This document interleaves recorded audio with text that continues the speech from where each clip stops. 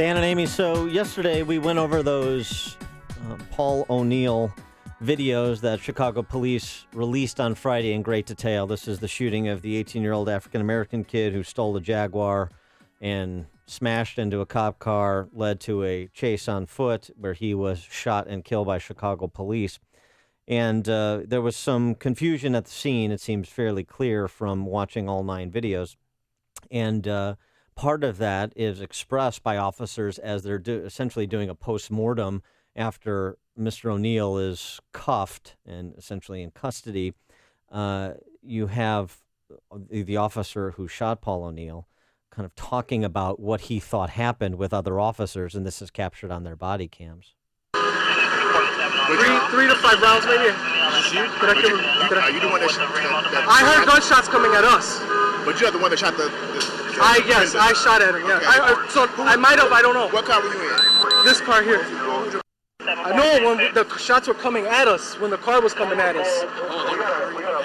That's all I heard was shots. I don't know if they fired or not. And we came head on. I took off this way. He was coming over this way. When I approached this way, I didn't know if he was armed or not. And that's important because so Mr. O'Neill, the assailant, blasts past one police car. One of the officers in that squad car opens fire at him as the car is passing and then going down the block. And then the officer that chases him back into the courtyard and shoots him ultimately thought that he was firing shots from his car. Right. So he didn't know. He assumed or certainly didn't know if he was armed, but he heard shots fired and assumed it was coming from the assailant.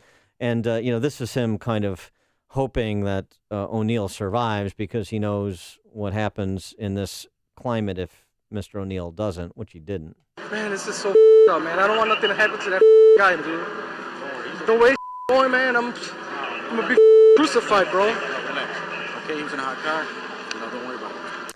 Well, that officer and 2 others have been stripped of their police powers and are now on desk duty pending an investigation. Right. And Michael Oppenheimer, who we've had on the show before, he's an attorney, and he's the attorney for the family of Paul O'Neill. He had this to say in the wake of the release of the videos. These police officers decided to play judge, jury, and executioner. And we're happy to be joined by attorney Michael Oppenheimer now. Michael, thanks for joining us again. Appreciate it. Sure, thank you. So, judge, jury, and executioner, you think there was malicious intent by Chicago police in this case? Well, I don't know. I think obviously the investigation has to play out, and there's probably a lot to both sides. I think that one thing that really, really, really concerns me is, first of all, the only shots that were being fired here are from the police, but more importantly is why don't we have the body cam video from that officer when all the other body cam videos are apparently working? Well, according to the police chief, they just recently received those body cameras last week, and they hadn't had specific training on how to use them. Do you believe that, or do you think that's a fabricated story? I don't know. I think the fact that other body cams were working, they obviously knew how to work theirs, and we're in a pretty technological age here where why are they giving them this stuff if they haven't had training on how to use them? So I find it suspicious on one hand that that officer's body cam wasn't working or was not at the time, if that's the fact. There may, in fact, be video that will come out that it may be able to be released by some experts. I don't know. Well, are you hoping that, are you hoping that criminal charges are placed against these 3 officers? Well, I'd ask for a special prosecutor to look into this. Obviously that would have to have an investigation, and after a full investigation, then the special prosecutor can decide if criminal charges are warranted. I would certainly ask that a prosecutor look into this and that he was unarmed and he was shot in the back. And I think in order to help allay the situation instead of all this speculation, if a prosecutor looks into it, then they can make their investigation. If it's an unbiased prosecutor, I think that'll work. And are you planning a civil complaint against the Chicago Police Department?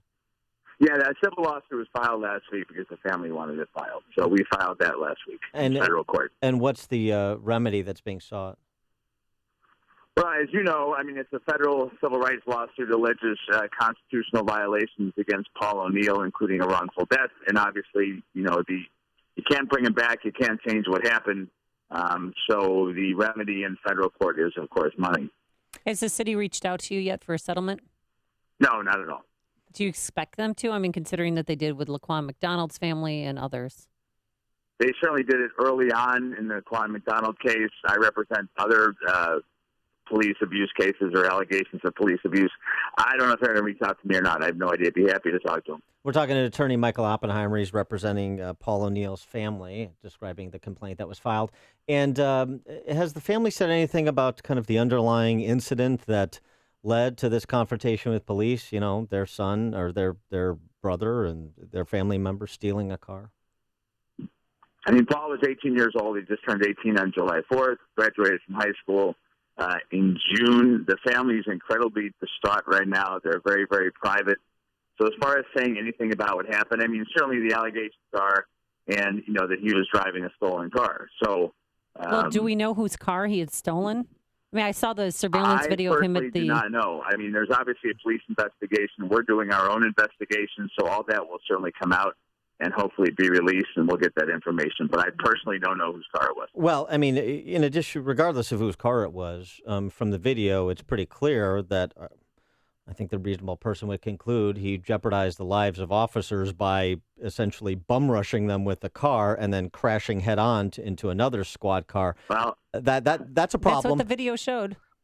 I'm going to disagree with you on that. If you look at the video, it shows him going past the first officer, who I have no idea why he has his gun out. Well, he can have his gun out.